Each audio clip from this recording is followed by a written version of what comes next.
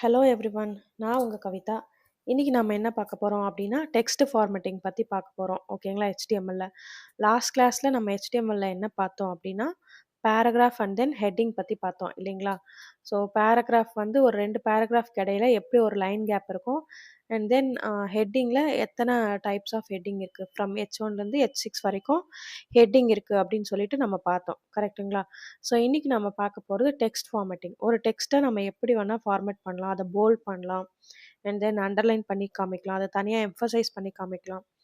So இந்த மாதிரிலாம் ஒரு ஒரு டெக்ஸ்ட்டை நம்ம ஃபார்மேட் பண்ணலாம். ஸோ இன்னைக்கு அந்த ஃபார்மேட்டிங் எப்படி பண்ணுறது அப்படின்னு சொல்லிட்டு பார்க்கலாம். ஓகே. ஃபார் எக்ஸாம்பிள் நான் உங்களுக்கு ஜஸ்ட் ஒரு வெப்சைட் காமிக்கிறேன். இதில் வந்து பார்த்தீங்கன்னா நிறைய டெக்ஸ்ட் இருக்குது. இதில் வந்து பார்த்தீங்கன்னா இந்த கிட்ஸ் டைப் அப்படின்னு சொல்கிற டெக்ஸ்ட் வந்து பார்த்தீங்கன்னா டைப் அப்படிங்கிற டெக்ஸ்ட்டை ஆரஞ்சு கலரில் நமக்கு கலர் பண்ணியிருக்காங்க. அண்ட் தென் ஒரு சில டெக்ஸ்ட் வந்து லைட்டாக இருக்குது அண்ட் ஒரு சில டெக்ஸ்ட் வந்து போல்டாக இருக்குது. ஸோ இதெல்லாம் வந்து டெக்ஸ்ட் ஃபார்மேட்டிங்கில் தான் நமக்கு வந்து அப்ளை ஆகும்.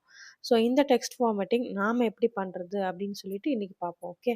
ஃபர்ஸ்ட் அதுக்கு ஒரு நோட் பேட் ஓப்பன் பண்ணிக்கோங்க. நோட் பேட் ஓப்பன் பண்ணிக்கிட்டு எப்பவும் போல் நம்மளோட HTML டேக்ஸை நம்ம டைப் பண்ணிக்கலாம். ஸோ ஃபர்ஸ்ட் வந்து ரூட் டேக் HTMLன்ற ரூட் டேக், அதுக்கு கீழே HTML ரூட் டேக்கை நம்ம க்ளோஸ் பண்ணிக்கலாம். அண்ட் நம்ம வந்து நெக்ஸ்ட்டு ஹெட் டேக் கொடுக்க போகிறோம். ஹெட் டேக்குள்ளே ஹெட் டேக்கை க்ளோஸ் பண்ணிக்கோங்க. ஹெட் டேக்கை க்ளோஸ் பண்ண பிறகு நெக்ஸ்ட்டு நம்ம டைட்டில் டேக் கொடுக்க போகிறோம். ஓகே. ஸோ டைட்டில் என்ன கொடுக்கலாம், இன்றைக்கி டெக்ஸ்ட் ஃபார்மேட்டிங் பண்ணுறதுனால நான் டெக்ஸ்ட் ஃபார்மேட்டிங்னே கொடுக்குறேன் title. Okay. Text formatting. I hope you guys are enjoying because HTML வந்து ரொம்ப ரொம்ப ஈஸியான லாங்குவேஜ், ரொம்ப ஜாலியாக இருக்கும் கிட்ஸ். கண்டிப்பாக நீங்கள் ட்ரை பண்ணுங்கள் வீட்டில். ரொம்பவே ஈஸி HTML. ஓகேங்களா? ஸோ நெக்ஸ்ட் வந்து பாடி டேக்கையும் க்ளோஸ் பண்ணிக்கோங்க. ஸோ இன்றைக்கி நாம் என்னென்ன பார்த்தோம் அப்படின்னா, ஃபஸ்ட்டு நம்ம ஃபார்மேட்டிங் பண்ண போகிறது வந்து பார்த்திங்கன்னா போல்டு. ஓகே. ஸோ போல்டுக்கு என்ன டேக் யூஸ் பண்ணணும் அப்படின்னா B அப்படிங்கிற டேக். ஸோ B அப்படிங்கிற டேகை நீங்கள் ஃபஸ்ட்டு போட்டுக்கோங்க. அதுக்குள்ளே நீங்கள் என்ன டெக்ஸ்ட்டு கொடுக்குறீங்களோ அதை கொடுத்துக்கலாம். ஸோ நான் என்ன கொடுக்க போகிறேன்னா திஸ் இஸ் போல்ட் அப்படின்னு கொடுக்குறேன். ஸோ இந்த டெக்ஸ்ட் எப்படி தெரியுதுன்னு சொல்லிட்டு நம்ம பார்ப்போம். ஐ ஹோப் நீங்கள் கண்டிப்பாக டைப்பிங் ப்ராக்டிஸ் பண்ணியிருப்பீங்க அப்படின்னு நம்புகிறேன். டைப்பிங் ப்ராக்டிஸ் பண்ணால் தான் உங்களுக்கு வந்து ஈஸியாக டைப் பண்ணுறதுக்கு நல்லாயிருக்கும்.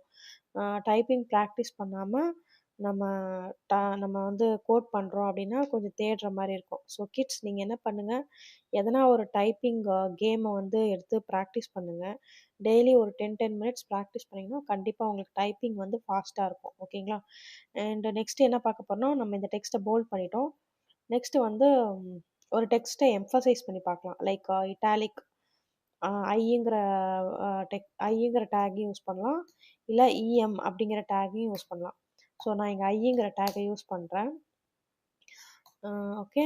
ஸோ இதில் மை நேம் இஸ் கவிதா. அந்த கவிதாங்கிறது மட்டும் நான் வந்து போல்ட் பண்ணல. நான் வந்து எம்ஃபசைஸ் பண்ண போகிறேன். ஸோ கவிதா அதை கொடுத்துக்கிறேன். ஓகே. இப்போ ஐ டேக்கையும் க்ளோஸ் பண்ணியாச்சு.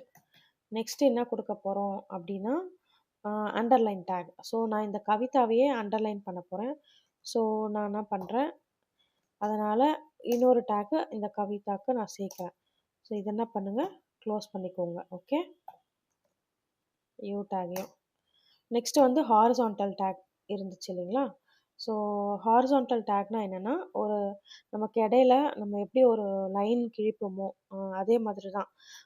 சப்போஸ் நமக்கு டிஃப்ரென்ஷியேட் பண்ணுறதுக்கு ஒரு லைன் வேணும் அப்படின்னா நம்ம ஹாரிசான்டல் அப்படிங்கிற டேக் யூஸ் பண்ணலாம். அதுக்கு யூஸ் பண்ணுற டேக் வந்து HR அப்படிங்கிற டேக் தான் நம்ம யூஸ் பண்ணணும். ஓகே. இந்த டேக் வந்து ஓப்பன் பண்ணால் க்ளோஸ் பண்ண தேவையில்லை. அண்ட் தென் இன்னொரு டேக் BR அப்படிங்கிற டேக் இருக்குது. இது எதுக்கு யூஸ் பண்ணுறோம் அப்படின்னா பிரேக். இந்த லைனுக்கு நெக்ஸ்ட்டே இந்த லைன் வந்து பிரிண்ட் ஆகக்கூடாது அப்படின்றதுக்காக யூஸ் பண்ணுறது தான் பிரேக். சப்போஸ் நம்ம இங்கே பிரேக் அப்படிங்கிற இந்த டேகை கொடுக்கலன்னா இது வந்து அடுத்தடுத்த லைன்ல பிரிண்ட் ஆகாம நெக்ஸ்ட் பிரிண்ட் ஆயிடும். ஓகேங்களா? பக்கத்துல பிரிண்ட் ஆயிடும். அதனால தான் இங்க பிரேக் அப்படிங்கிற டேக்க குடுக்குறோம். இந்த ஹெச்ஆர்ன்ற டேக் வந்து ஒரு ஹாரிசான்டல் லைன் நமக்கு வேணும் அப்படிங்கிறதுக்காக குடுக்குறோம். ஸோ இது நம்ம ரன் பண்ணி பார்க்கலாம். எப்படி வந்து இது பிரிண்ட் ஆகுது, சாரி ஐ மீன் எப்படி வந்து டிஸ்ப்ளே ஆகுது வெப்சைட்ல அப்படின்னு சொல்லிட்டு பார்க்கலாம். ஓகே. ஸோ அதுக்கு கண்ட்ரோல் எஸ் அப்படின்னு சொல்லிட்டு ப்ரெஸ் பண்ணிக்கோங்க. இல்ல இங்க போயிட்டு ஃபைல் அப்படிங்கிற ஆப்ஷன்ல சேவ் அப்படிங்கிற ஆப்ஷனை கொடுத்தீங்கன்னா உங்களுக்கு இந்த பாப்அப் வரும். ஸோ இங்கே நீங்கள் ஃபார்மேட்டிங் அப்படிங்கிற டெக்ஸ்ட்டை ஆட் பண்ணுறேன் அண்ட் டாட் ஹெச்டிஎம்எல் அப்படிங்கிற எக்ஸ்டென்ஷன் கண்டிப்பாக கொடுக்கணும். தென் இது கொடுத்த பிறகு இங்கே ஆல் ஃபைல்ஸை செலக்ட் பண்ணிக்கோங்க. ஒன்ஸ் ஆல் ஃபைல்ஸை செலக்ட் பண்ண பிறகு சேவ் அப்படிங்கிற ஆப்ஷனை நீங்கள் கொடுக்கலாம். நான் வந்து ஓகே ஃபோல்டரை செலக்ட் பண்ணிட்டேன் அண்ட் சேவ் ஆப்ஷனையும் கொடுத்துட்டேன். இப்போ இந்த ஃபோல்டரில் போயிட்டு நீங்கள் பார்த்தீங்க அப்படின்னா நமக்கு இங்கே ஒரு ப்ரௌசர் வச்சு ஒரு ஐகான் ஃபார்மேட்டிங் அப்படிங்கிற ஒரு ஃபைல் இருக்குது. ஸோ இதை ஓப்பன் பண்ணி பார்க்கலாமா? ஓகே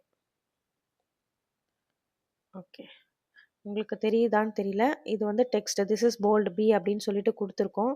ஸோ அதனால் இது டார்க்காக காமிக்குது அண்ட் மை நேம் இஸ் இதுக்கு வந்து நம்ம போல்டு கொடுக்கல. அண்ட் கவிதாங்கிற நேமுக்கு நான் என்ன கொடுத்துருப்பேன்னா இட்டாலிக் கொடுத்துருப்பேன் அண்ட் அண்டர்லைனும் சேர்த்து கொடுத்துருக்கேன்னு சொன்னேன். ஸோ இதுதான் அந்த ஃபைல். இதில் வந்து பார்த்தீங்கன்னா போல்டு திஸ் இஸ் போல்டு அப்படிங்கிறதுக்கு நம்ம பி அப்படிங்கிற டேகை கொடுத்துருக்கோம். ஸோ இது வந்து போல்டில் நமக்கு வருது. அண்ட் தென் இங்கே பிஆர் அப்படிங்கிற ஒரு டேக் கொடுக்கலாம். நான் பக்கத்தில் பிரிண்ட் ஆகும்னு சொன்னேன் இல்லைங்களா? ஸோ அது எப்படி பிரிண்ட் ஆகுதுன்னு பார்க்கலாம். ஸோ கண்ட்ரோல் எஸ் அதை ரிமூவ் பண்ணிவிட்டு சேவ் பண்ணிக்கிறேன். கண்ட்ரோல் எஸ் கொடுத்து இப்போ இந்த பேஜையும் ரெஃப்ரெஷ் பண்ணுறேன். ஓகேங்களா? ஸோ இங்கே பார்த்தீங்கன்னா நமக்கு ஹெச்ஆர் அப்படிங்கிற டேக் இருக்கிறதுனால இது பக்கத்தில் பிரிண்ட் ஆகலை. சப்போஸ் நான் வந்து இந்த ஹெச்ஆர் டேகுக்கு மேலே கொடுக்குறேன் இந்த டெக்ஸ்ட்டை அப்படின்னா இது வந்து பக்கத்தில் தான் பிரிண்ட் ஆகும். ஓகே. ஸோ இங்கே பாருங்கள் ஹெச்ஆர் டேகுக்கு மேலே கொடுத்துருக்கேன். ஹெச்ஆர் டேகுக்கு மேலே நான் இந்த அண்டர்லைனும் இட்டாலிக்கும் கொடுத்துருக்கேன். அதனால் பார்த்தீங்கன்னா நமக்கு பக்கத்தில் பிரிண்ட் ஆகிருக்கு. ஸோ இது வந்து இந்த மாதிரி பிரிண்ட் ஆகக்கூடாது. நமக்கு அடுத்தடுத்த லைனில் பிரிண்ட் ஆகணுன்றதுக்காக தான் நம்ம யூஸ் பண்ணுறது பிரேக் அப்படிங்கிற டேக். ஸோ இந்த பிரேக் அப்படிங்கிற டேகையும் அண்ட் தென் ஹெச்ஆர் அப்படிங்கிற டேகையும் நம்ம ஓப்பன் பண்ணால் க்ளோஸ் பண்ணணும்னு சொல்லிட்டு அவசியம் இல்லை. ஓகேங்களா? இங்கே பார்த்தீங்கன்னா தெரியும். திருப்பியும் நான் ரெஃப்ரெஷ் பண்ணுறேன்.